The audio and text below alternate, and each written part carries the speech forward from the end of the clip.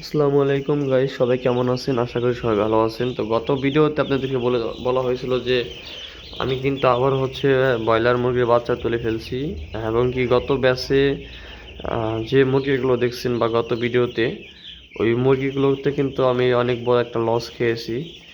আহ, আমার কাছে হয়তো বা অনেক বড়ই লস, কারণ আমার হয়তো বা চালান কম, এই জন্য আমার অ্যামাউন্টও কম, আমার লসের সংখ্যাটাও হয়তো বা অ্যামাউন্ট কম হলে আপনাদের কাছে কিন্তু আমার কাছে হয়তো বা বেশি অ্যামাউন্ট।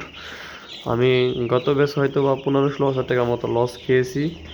জানি না কি হবে। এখনও মুরগি ওখানে রেডি মুরগি 200 পিস আছে, আর নতুন বাচ্চা তুলে ফেললাম আবারও, কারণ সামনে শবে বরাত, আগামী মাসের 4 তারিখে বা 3 তারিখে শবে বরাত টার্গেট করে মুরগি তুলে ফেললাম। জানি না কি হবে, আল্লাহ ভরসা তুললাম, যা হয় আল্লাহ তারা যা করবে সব ভালোর জন্যই করবেন। হয়তো বা যদি একটু বাজার ভালো পাই, গত ব্যাচের যে লসটা সেটা রিকভার করে ফেলতে পারবো। সবাই দোয়া করবেন আর আমাদের চ্যানেলের সাথে থাকবেন। আর এগুলোর বয়স আজকে 3 দিন, সরি 2 দিন, রাত গেলে 3 দিন হবে।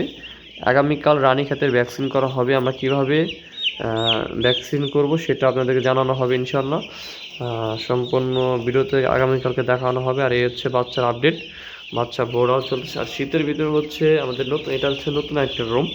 আমরা আমাদের উপরে একটা রেডি ফার্ম আছে, আর এখানে একটা রুম, ছোটোখাটো একটা রুম। এটা আপনার এই 300 পিস মুরগিকে আপনার 10 দিন রাখার জন্য অ্যাভেলেবেল জায়গা আছে রুমের ভিতরে।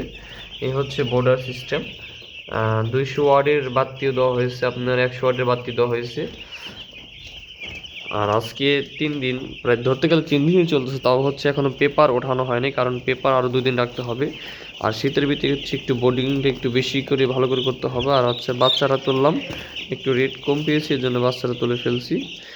সবাই দোয়া করবেন। এই পর্যন্ত ভালো থাকবেন। আসসালামু আলাইকুম।